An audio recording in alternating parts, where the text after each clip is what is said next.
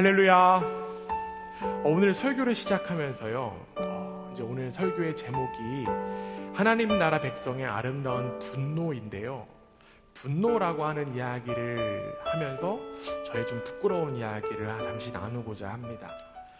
지난 월요일의 일이었습니다. 비엔나 공항을 가족과 함께 다녀오는 길이었어요.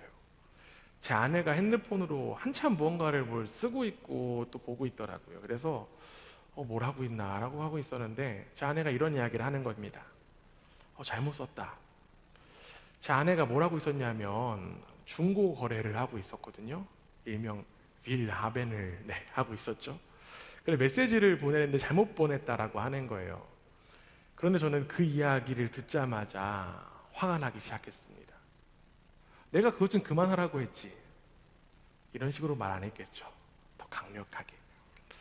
그런데 진짜 문제는 제가 그 말로 끝이 아니라는 것입니다.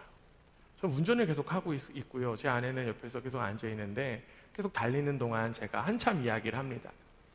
끝날 것 같은데도 계속 이야기하는 거예요. 한마디에 한마디 데시벨이 높은 저의 이야기는 계속되었습니다. 그러자 도저히 참을 수 없었던 제 아내가 저에게 이렇게 이야기합니다. 알았으니까 그만해. 그 이야기가 끝나자마자 어떻게 되었을까요?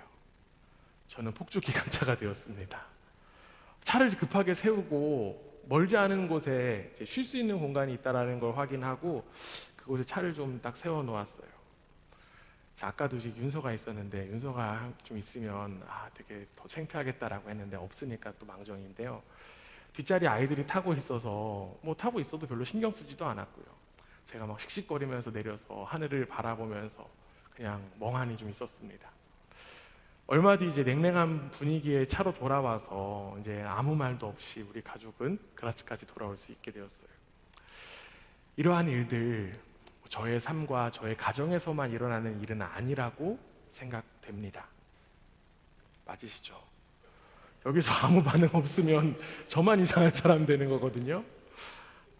물론 여기 계신 분들 다들 굉장히 온화한 성품을 가지신 분들이기 때문에 이런 이야기와 나는 무관해라고 하실 수 있는 분들도 계실 것입니다.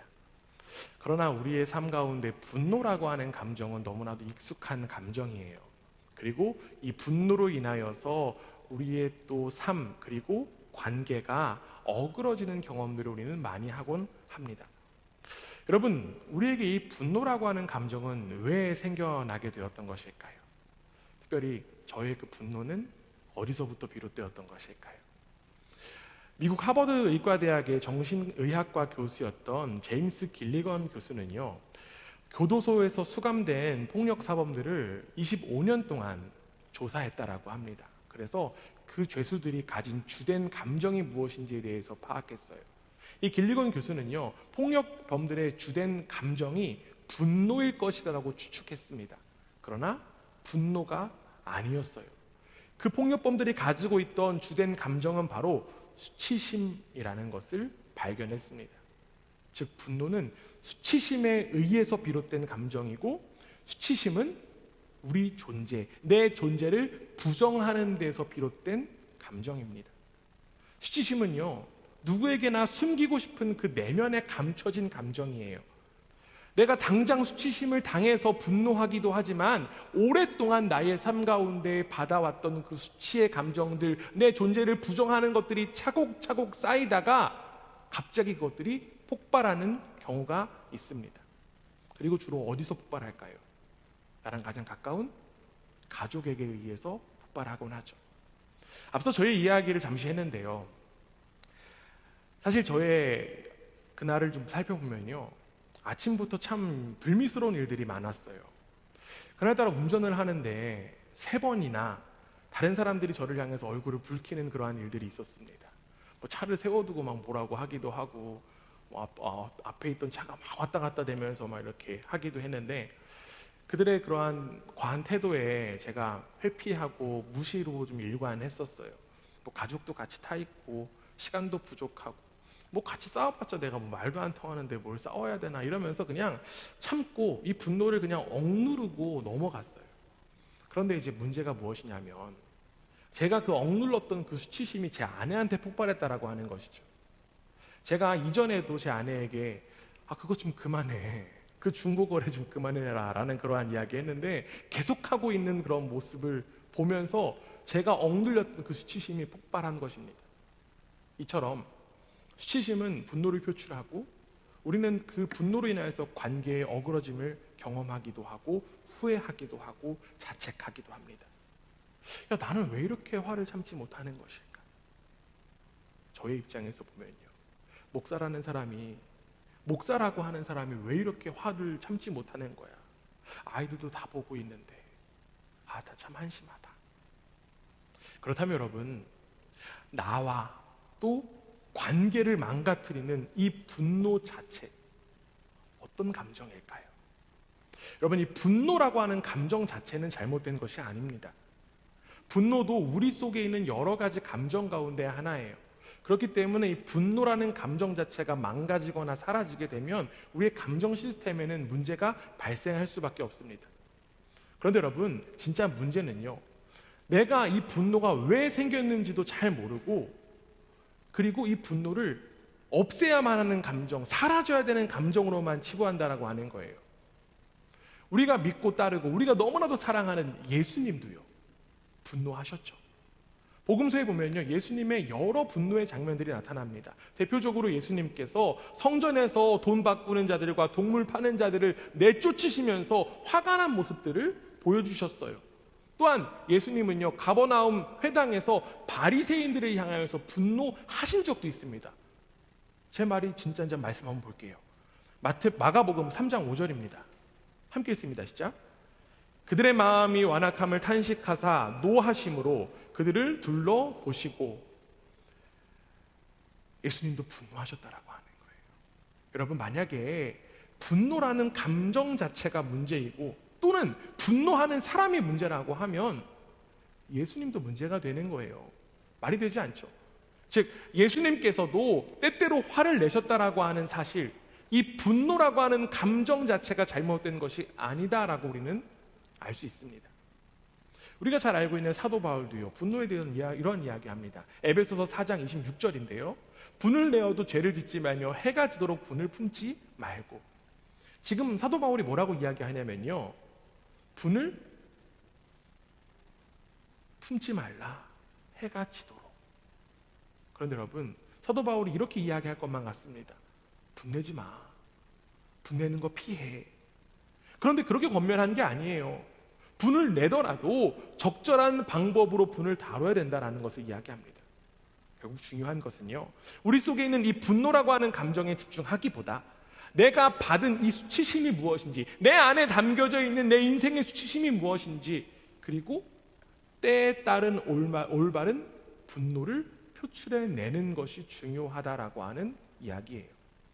그렇다면 여러분, 이 분노를 유발하는 수치심에 대해서 함께 또 잠시 이야기 나누고자 합니다. 인류 최초의 수치심은 어디서, 어떤 장면에서부터 나타났을까요?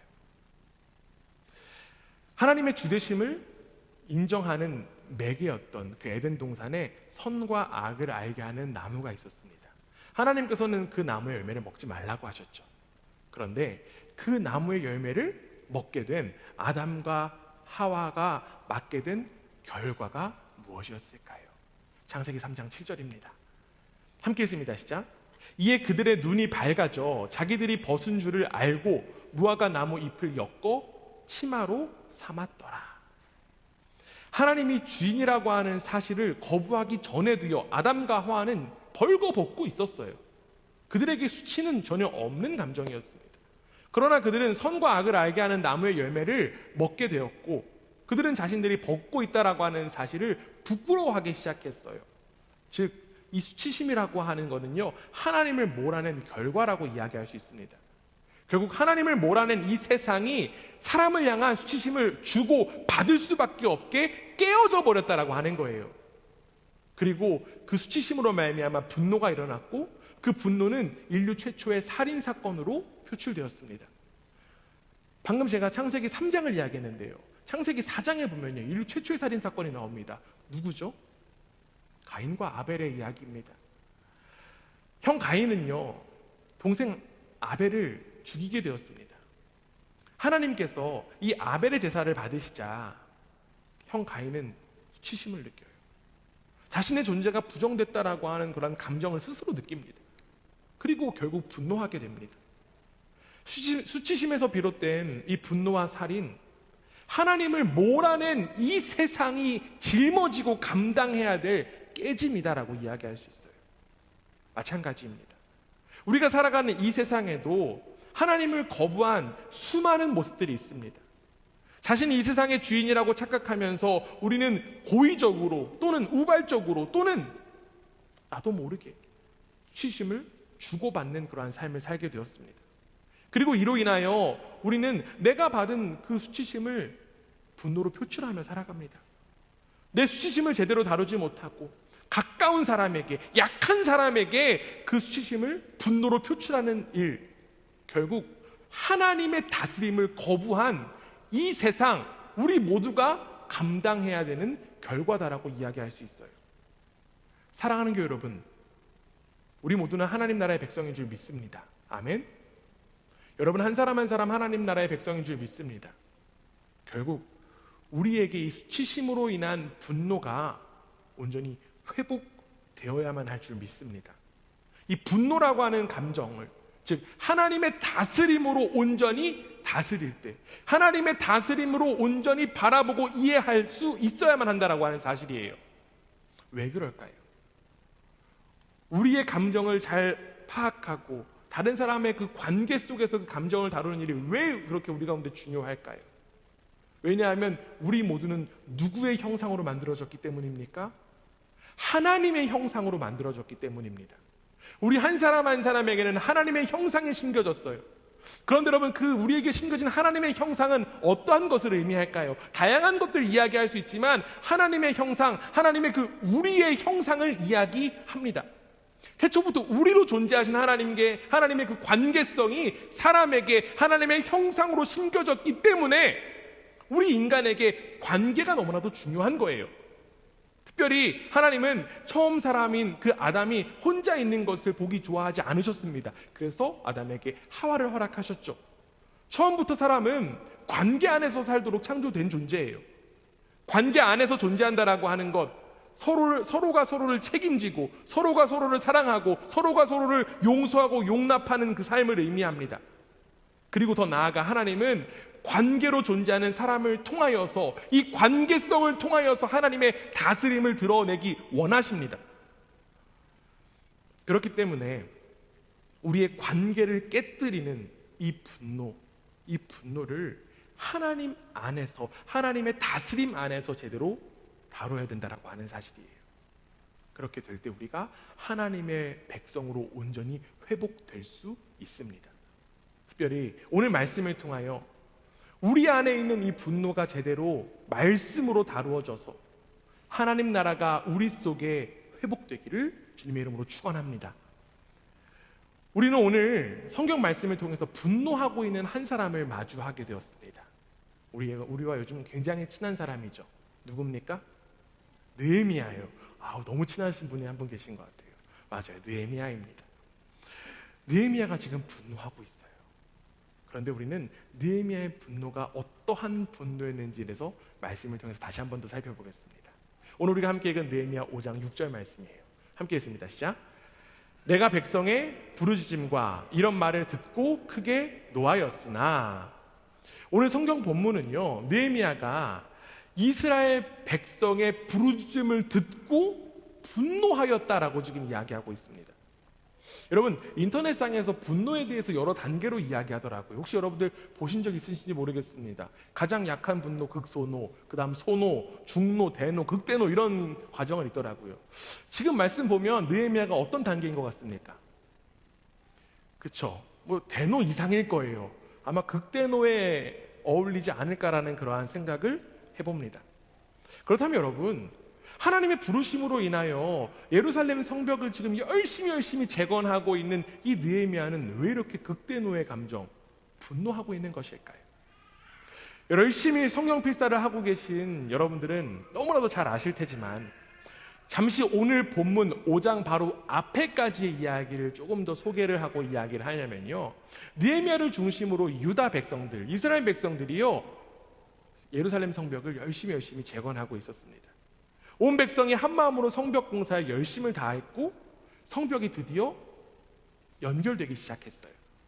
그런데 성벽이 연결됐다라고 해서 공사가 끝난 것이 아니었습니다. 성벽이 높아야겠죠. 높이가 아직 적절하지 않았어요. 그런데 여러분, 성벽 공사를 계속적으로 해야 되는데 이 공사를 탐탁지 않게 여기던 사람들이 있었습니다.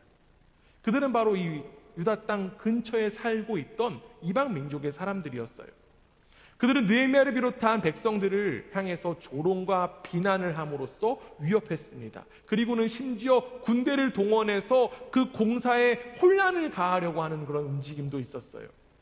그러나 느헤미야는 하나님의 다스림을 온전히 믿으며 기도함으로 이 방해 공작들을 이겨낼 수 있었고, 백성들은 몸에 무기를 두르고서라도 성을 방어하고 성을 재건하는 일에 열심을 다했습니다.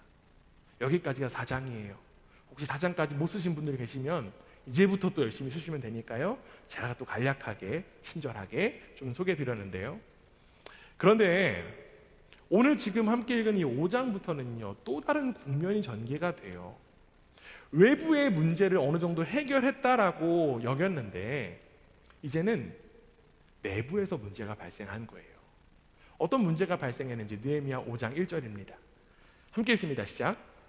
그때의 백성들이 그들의 아내와 함께 크게 부르짖어 그들의 형제인 유다 사람들을 원망하는데, 지금 공사를 열심히 감당하던 이 백성들 사이에서 원망이 터져 나오기 시작했습니다.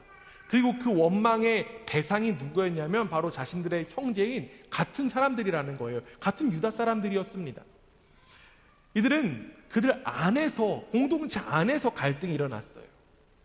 여러분, 이 이스라엘 백성들이 어떤 사람들이었습니까? 이전까지는요, 오랜 세월 포로 생활을 했던 사람들이었습니다. 그렇기 때문에 경제적으로 풍족할 수가 없는 상황이었어요. 심지어 이때는 흉년이 계속되었다라고 합니다. 그렇기 때문에 이들은 더욱더 먹을 것이 없고 가진 것이 없을 수밖에 없는 상황이었습니다. 더 나아가 외부의 침략도 계속되었어요. 참 사면초가에 놓인 상황이 바로 이들의 상황이다라고 이야기할 수 있습니다. 더 나아가 이들이 지금 점령당했어요. 그렇기 때문에 세금도 내야 됩니다. 이러한 경제적인 어려운 상황에 놓인 사람들, 선택하는 것 무엇이었을까요? 빚을 지는 것밖에 없어요. 무언가에서 자꾸 빚을 져야 됩니다. 그렇기 때문에 빚을 지려면 뭘 맡겨야 되죠?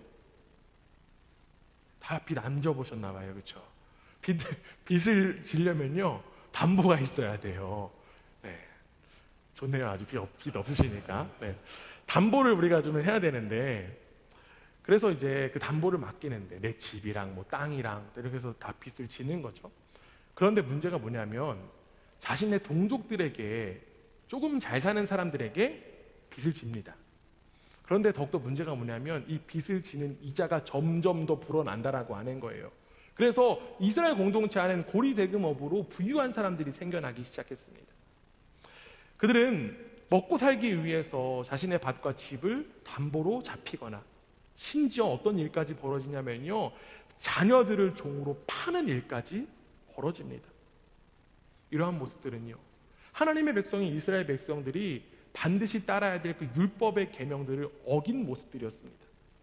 이전까지 성벽 재건에만 집중했던 느헤미야는 이들의 현실을 지금 알고 굉장히 충격을 받았을 것입니다. 성벽을 제대로 회복하던 그 유다 땅에 이제는 성벽 재건을 완성하면 하나님의 다스림에 온전히 임할 거야 라고 하는 그런 기대가 가득했는데, 이스라엘 공동체 안에 하나님의 다스림을 거부하는 움직임이 너무나도 많다라고 하는 사실에 느헤미야는 충격을 받을 수밖에 없었을 거예요. 그리고 그 충격이 분노로 나타난 거예요. 즉, 하나님 나라의 핵심 가치인 공의와 정의가 이 무너진 이스라엘을 보면서 더욱더 나타나지 못하는 그 안타까움 속에 이 느헤미야는 분노했던 것입니다. 여러분, 어떠한 공동체건 간에 외부의 공격보다 내부의 일로 인하여서 망하는 이야기를 우리는 역사를 통해서도 확인할 수 있습니다. 뭐 역사 속에서도 한 나라가 망하는 이유들 보면 여러 가지 이유가 있지만 그 내부 안에서 골마 터진 그 문제들 때문에 약화되어서 누군가가 툭 치면 망하는 그러한 역사들을 보곤 해요. 그런데 여러분, 교회도 마찬가지예요. 교회가 위기라는 그러한 이야기들 참 많습니다. 그런데 여러분, 이 교회가 위기다라고 하는 이것, 그 이유가 무엇일까요? 그 이유가 어디에 있을까요? 물론 이단, 사이비 이러한 종류의 것들 참 많습니다.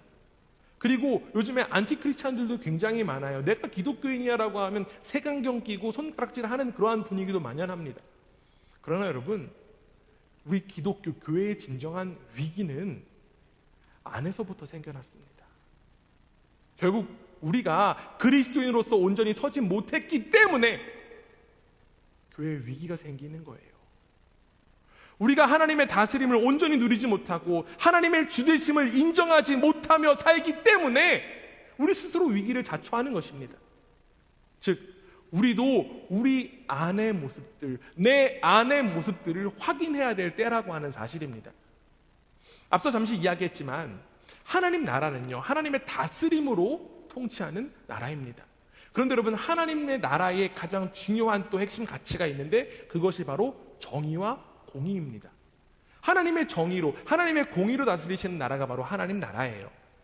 그래서 선지자 예레미야는요, 하나님의 다스림에 대해서 이렇게 분명하게 선포했습니다. 말씀 찾아보면요, 예레미야서 23장 5절이에요. 함께 읽습니다. 시작. 여호와의 말씀이니라. 보라, 때가 이르니 그가 왕이 되어 지혜롭게 다스리며 세상에서 정의와 공의를 행할 것이며. 지금 예레미야 선지자는요, 주님께서 다스리시는 나라, 하나님 나라는 세상에 정의와 공의가 가득할 것이다 라는 것을 선포했습니다. 즉, 하나님 나라는 정의와 공의가 회복되는 나라입니다. 하나님 나라는 정의와 공의가 가득한 나라입니다. 하나님은 하나님의 형상으로 지음받은 누구를 통해서? 저와 여러분을 통해서 하나님의 정의와 공의를 드러내기 원하신다라고 하는 사실이에요. 그런데 문제가 있죠. 우리가 하나님의 형상으로 지음받아서 하나님의 정의와 공의를 드러내야 마땅함에도 불구하고 우리가 하나님의 정의와 공의에는 관심이 없습니다. 정의와 공의, 나의 영역 아니야. 정치하는 사람들에나 해당하는 이야기겠지. 나랑 해당되지 않는 그러한 이야기로 치부하는 경우가 많습니다. 그렇기 때문에 무엇이 정의이고 무엇이 공의인지도 모르며 신앙생활하는 모습이 우리 속에 만연하다라고 하는 거예요. 그렇다면 여러분, 이스라엘 백성이 회복해야 되고 또 우리가 회복해야 되는 그 하나님의 정의와 하나님의 공의는 무엇일까요? 우리는 주로 이 공의와 정의에 관하여 이야기할 때 내가 손해를 받았을 때 나는 정의를 잃어버렸다, 정의가 실현되지 않았어 라는 그러한 이야기들을 하고 한탄합니다. 그렇다면 여러분, 세상의 정의가 굉장히 만연한데요, 성경에서 이야기하는 하나님의 정의는 도대체 무엇일까요? 우리가 회복해야 될, 그리고 이스라엘이 회복해야 될 하나님의 정의와 공의는 무엇일까요?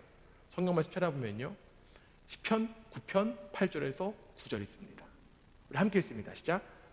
공의로 세계를 심판하시며 정직으로 만민에게 판결을 내리시리로다. 여호와는 압제를 당하는 자의 요새이시오 환난 때의 요새이시로다. 하나님께서 공의로 세상을 다스리시는데 지금 하나님의 관심이 어디에 있다라고 성경은 이야기하고 있습니까? 하나님의 관심이 어디 있을까요? 맞아요. 압제당하는 사람들에게 있다라고 합니다. 하나님의 관심은 압제당하는 자, 억울한 자들에게 있다라고 성경은 이야기해요. 압제당하는 자, 억울한 자를 다른 표현으로 바꾸면 뭐라고 바꿀 수 있냐면 고난받는 사람들이라고 이야기할 수 있습니다. 하나님은요, 고난당하는 사람들에게 도움을 주기 원하십니다. 하나님은 고난받는 자의 편이 되시는 분이십니다. 하나님은 세상에서 들려오는 온갖 억울함에 귀를 기울이시는 분이십니다. 즉, 하나님의 정의와 공의는 억울한 자들, 억압당한 자들, 그리고 고난받는 자들의 편이 되신다라고 하는 것에 있습니다. 그리고 하나님은 하나님의 백성인 우리도 이 하나님의 정의에 관심 갖기를 원하십니다. 왜냐하면요, 우리가 하나님의 다스림을 드러내야 될 존재이기 때문입니다. 여러분, 그래서 이사야 선지자는요, 이러한 이야기들을 선포했습니다. 이사야 1장 16절 17절인데요 우리 함께 읽습니다. 시작. 너희는 스스로 씻으며 스스로 깨끗하게 하여 내 목전에서 너희 악한 행실을 버리며 행악을 그치고 선행을 배우며 정의를 구하며 학대받는 자를 도와주며 고아를 위하여 신원하며 과부를 위하여 변호하라 하셨느니라. 아멘.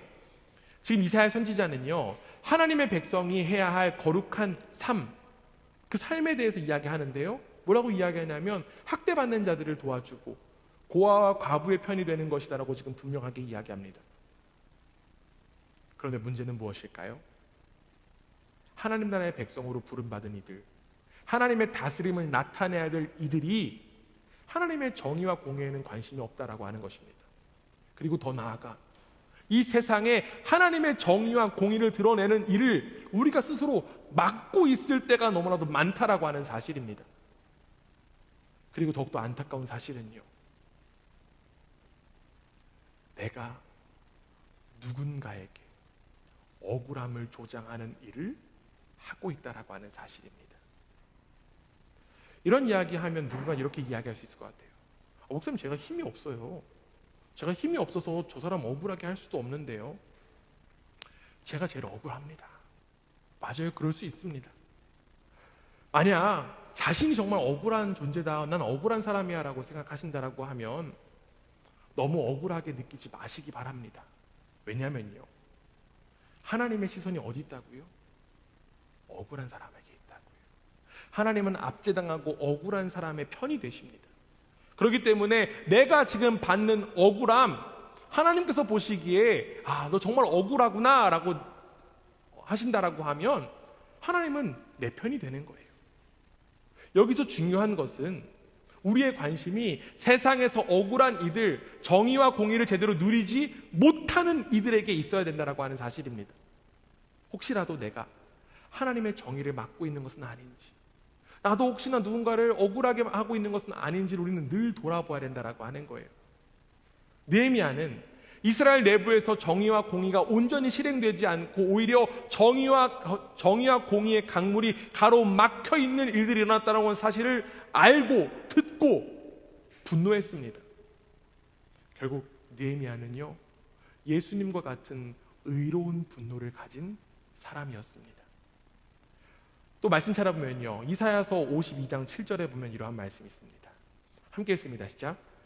좋은 소식을 전하며 평화를 공포하며 복된 좋은 소식을 가져오며 구원을 공포하며 시온을 향하여 이르기를 내 하나님이 통치하신다 하는 자의 산을 넘는 발이 어찌 그리 아름다운가.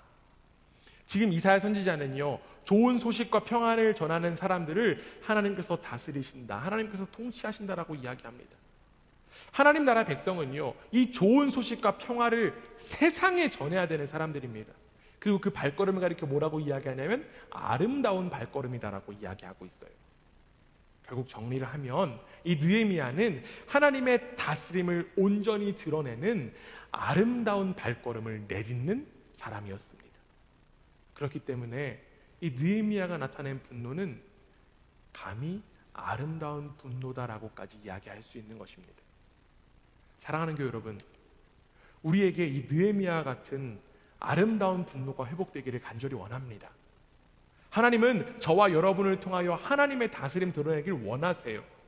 하나님은 자기 중심성에 빠져서 정의와 공의가 실현되지 않는 이 세상이 저와 여러분의 아름다운 분노를 통하여 회복되기를 원하십니다. 바로 저와 여러분이 이 세상의 아픔과 고난에 더욱더 관심을 가져야 된다고 하는 사실이에요. 단지 내가 잘 사는 것에만 집중하는 것이 아니라 다른 사람들에게도 우리는 더욱더 관심 가져야만 한다고 하는 사실입니다. 왜냐고요? 우리에게 관계가 너무나도 중요하기 때문에, 우리는 그 관계를 통하여 하나님의 다스림을 드러내기 때문입니다.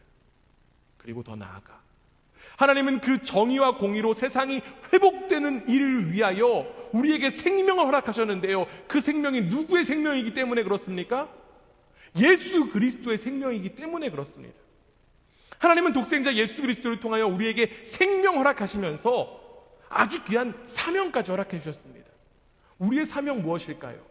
마태복음 28장 18절에서 20절에는 우리 가운데 허락된 사명이 무엇인지에 대해서 분명하게 이야기합니다. 우리 그 사명을 어떤 사명인지 함께 또박또박 읽어보겠습니다. 함께 읽습니다. 시작. 예수께서 나와 말씀하여 이르시되 하늘과 땅의 모든 권세를 내게 주셨으니 그러므로 너희는 가서 모든 민족을 제자로 삼아 아버지와 아들과 성령의 이름으로 세례를 베풀고 내가 너희에게 분부한 모든 것을 가르쳐 지키게 하라. 볼지어다 내가 세상 끝날까지 너희와 항상 함께 있으리라 하는지라. 우리가 지금 확인했던 이 18절에서도 볼 수 있듯이 하나님은요, 예수님께 모든 권세를 허락해 주셨습니다. 그 권세는 무엇입니까? 우리가 지금 계속 이야기하고 있는 하나님의 다스림을 이야기하는 거예요. 예수님께는 하나님의 그 다스림, 통치가 임하게 되었어요. 하나님의 다스림을 온전히 드러내시기 위하여서 예수님이 이 땅 가운데 오셔서 우리를 위해서 죽으시고 부활하신 것입니다. 그런데 여러분, 거기서 끝이 아니죠? 이제 예수님은 하나님의 다스림을 드러내는 일을 제자들에게 그리고 우리에게 맡기셨습니다. 여러분, 제자들이 해야 할 일 무엇입니까? 성령으로 세례를 베풀고요, 주님께서 분부하신 모든 것을 가르쳐 지키게 하는 것이 바로 제자인 저와 여러분이 해야 할 일입니다. 그렇다면 여러분, 주님께서 가르쳐 주신 것이 무엇일까요? 예수님께서 우리 가운데 가르쳐 주신 것이 무엇입니까? 하나님 나라입니다. 즉 하나님 나라와 의를 구하는 것을 우리 가운데 나타내 주셨어요. 즉 제자인 우리는 이 세상에 하나님의 정의와 공의를 구하는 삶을 살아야 한다라고 하는 것입니다. 그리고 그 일을 우리만 하는 것이 아니라 주님께서 그 일을 함께 하신다라고 약속하신 줄 믿습니다. 저와 여러분이 하나님 나라와 그 의를 위하여 부름받은 존재인 줄 믿습니다. 이제 우리는 이 느헤미야처럼 이 세상에 아름다운 분노를 나타낼 존재라고 하는 거예요. 주님께서 저와 여러분과 함께 하시기 때문에 우리는 감히 아름다운 분노를 나타낼 수 있는 자격이 허락된 이들입니다. 하나님 나라의 백성으로서 이 세상의 정의와 공의를 위한 아름다운 분노를 나타내는 저와 여러분 그리고 우리 교회가 되기를 주님의 이름으로 축원합니다. 그렇다면 여러분, 이 아름다운 분노 어떻게 나타내는 것일까요? 느헤미야는요, 이 아름다운 분노에 아주 적절한 본보기로서 우리에게 보여줍니다. 오늘 우리가 함께 읽은 느헤미야 5장 7절 한번 보세요. 느헤미야서 5장 7절입니다. 함께 읽습니다. 시작. 깊이 생각하고 귀족들과 민장들을 꾸짖어 그들에게 이르기를 너희가 각기 형제에게 높은 이자를 취하는도다 하고 대회를 열고 그들을 쳐서. 지금 느헤미야 분노가 일었어요. 그런데 분노가 일었을 때 7절 처음에 뭐라고 지금 이야기합니까? 깊이 생각하고 깊이 생각하고. 느헤미야는 분노가 일었지만 잠시 멈추었습니다. 느헤미야의 분노, 그 자리에서 멈추어서 깊이 생각했어요. 이는 상담 심리에서도 충분히 이야기하는 것들이고요. 제가 요즘 챗 GPT랑 노는 일들이 굉장히 많아졌는데요. 챗 GPT에게 좀 물어봤어요. 내가 지금 화가 많이 나 있는데 어떻게 해야 돼? 라고 물어보니까 이런 대답 해주더라고요. 화가 많이 나 있을 때는 감정을 이해하고 해소하는 것이 중요해요. 도움이 될 만한 몇 가지 방법을 제안해 드릴게요. 첫 번째로 심호흡, 두 번째로 잠깐 멈추기입니다. 이런 방법들 우리가 너무나도 잘 아는 방법들이죠. 그렇다면 여러분, 지금 여기에서 느헤미야도 깊이 생각한다라고 하는 것, 단순히 심호흡 5번 해보세요, 아니면 상황을 벗어난다라는 것을 의미하는 것일까요? 물론 그럴 수도 있어요. 그렇게 바라볼 수도 있습니다. 그러나 여러분, 우리는 느헤미야가 어떤 사람이라고 하는 사실을 절대로 잊지 말아야 합니다. 그는 기도의 사람이었습니다. 함께 따라하겠습니다. 기도의 사람. 기도의 사람. 느헤미야가 기도의 사람인 것, 고국의 피폐한 소식을 듣고 어떻게 했습니까? 그는 눈물 흘렸습니다. 그러나 눈물 흘린 거에만 그치지 않았어요. 그는 자신의 고국을 위해서 금식하며 기도했어요. 마찬가지입니다. 여기서 깊이 생각했다라고 하는 것, 이 분노의 감정 가지고 그가 멈춰서 기도했다라고 하는 것을 내포하는 의미일 것입니다. 여러분, 기도가 무엇일까요? 기도는 나의 마음을 하나님 마음과 조율하는 것입니다. 나의 뜻을 하나님의 뜻과 조율하는 거예요. 즉 느헤미야는 이 불의가 가득한 이스라엘을 향한 이 분노의 마음이 정말 온당한 분노인지 하나님의 마음과 조율해보고 하나님의 마음과 맞춰본 것입니다. 하나님은 어떻게 여기실까? 하나님은 지금 얼마나 아파하실까? 나도 지금 나의 수고와 노력이 참 무가치하게 느껴지는데 하나님은 얼마나 큰 수치와 모욕을 받으셨을까? 이러한 마음으로 깊이 생각하고 기도한 것입니다. 여러분, 우리의 삶에서도요, 느헤미야와 같이 분노가 일어날 때가 참 많습니다. 앞에서도 이야기했듯이 저와 같은 분노가 우리의 삶 가운데 종종 일어납니다. 그럴 때마다 우리는 잠시 멈춰서 생각해 봐야만 합니다. 즉, 기도해야 된다라고 하는 사실입니다. 하나님, 제가 지금 느끼는 감정이 하나님 나라와 의를 위한 것일까요? 하나님 어떻게 생각하십니까? 혹자 이렇게 이야기할 수 있을 것 같아요. 내가 지금 화가 나서 폭주기관차가 됐는데 무슨 지금 그런 이야기, 그런 기도할 수 있습니까? 맞아요. 분노는 순식간에 일어나기 때문에 멈추기가 힘듭니다. 그러나 우리는 늘 기억할 수 있어야만 합니다. 우리는 하나님 나라의 백성이다라고 하는 사실이에요. 관계를 통하여서 하나님의 다스림을 드러내야 하는 하나님 나라의 백성이라고 하는 사실입니다. 그렇기 때문에 우리는 나를 지키고 나를 보호하시고 나와 함께 하시는 하나님께 더욱더 의지할 수 있어야만 합니다. 그리고 더 나아가 내가 받은 수치심이 들 때, 수치심 때문에 분노가 일 때 우리는 수치심을 이렇게 한번 돌아볼 수 있어야만 해요. 나를 위해서 더 큰 수치를 받으신 누구요? 예수님이요. 예수님 어떤 수치 받으셨습니까?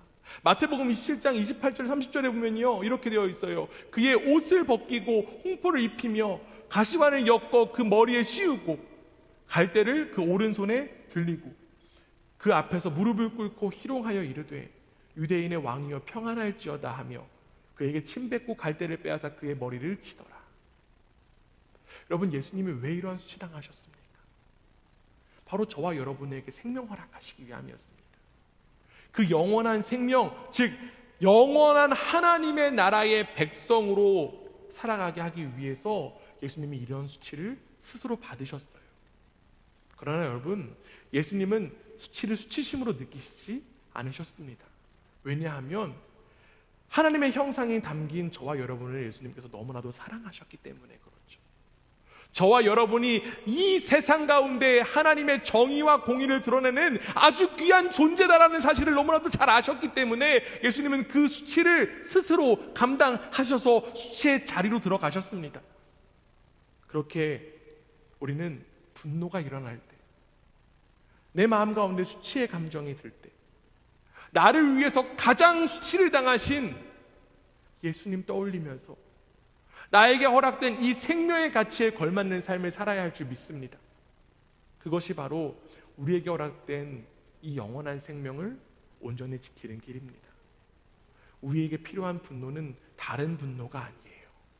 우리에게 어울리는 분노는 아름다운 분노, 의로운 분노, 하나님 나라와 의를 위한 그 분노밖에 없는 줄 믿습니다. 느헤미야의 아름다운 분노는 자신을 위한 것이 아니라 고통받는 이 종족, 고통받는 사람들을 위한 분노였어요. 하나님 나라의 백성들은 이웃의 고통과 불의에 민감하게 반응해야 하고 그들을 위한 공의와 사랑을 실천하는 사람들입니다. 느헤미야도요, 기도하는 것에서 그치지 않았어요. 느헤미야는 하나님의 정의와 공의를 실현하기 위해 필요한 조치를 즉각 취합니다. 오늘 함께 우리가 말씀 마지막으로 읽을 거는요, 느헤미야 5장 11절 말씀입니다. 함께 읽습니다. 시작. 그런 너희는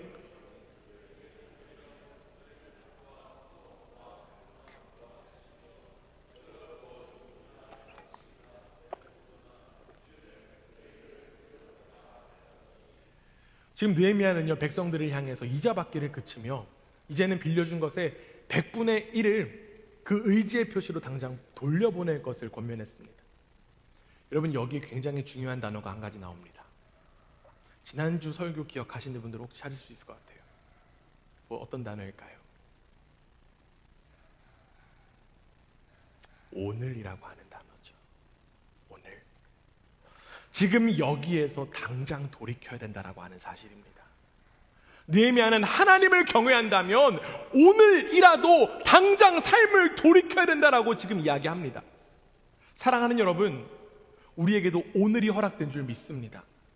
이전까지는 세상의 가치에 잠식되어서 나도 모르게 하나님의 정의와 공의를 가로막는 삶을 살았다라고 하면 바로 지금 여기가 하나님께로 돌아갈 자리인 줄 믿습니다. 회개는 단순히 후회가 아니에요. 회개는 단순히 나의 죄의 고백만 드리는 것이 회개가 아닙니다. 진정한 회개는요, 하나님의 다스림으로 돌아가는 것입니다. 나의 가치관을 바꾸는 것이 진정한 회개입니다. 이전까지는 하나님의 다스림으로 살지 않았다면 이제는 하나님의 다스림으로 살겠다라고 결단하며 발걸음을 돌이키는 것이 바로 진정한 회개입니다. 느헤미야의 권면에 이스라엘 백성들 어떻게 했을까요? 아멘으로 화답했어요.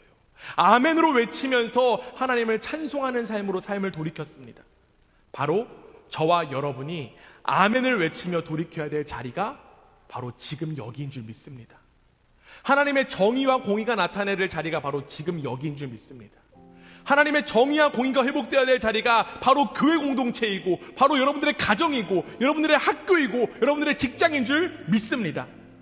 이제는 사사로운 분노의 감정에 이끌려 살기보다 하나님의 나라를 위한 아름다운 분노의 삶을 살아가는 저와 여러분 되기를 주님의 이름으로 간절히 원합니다.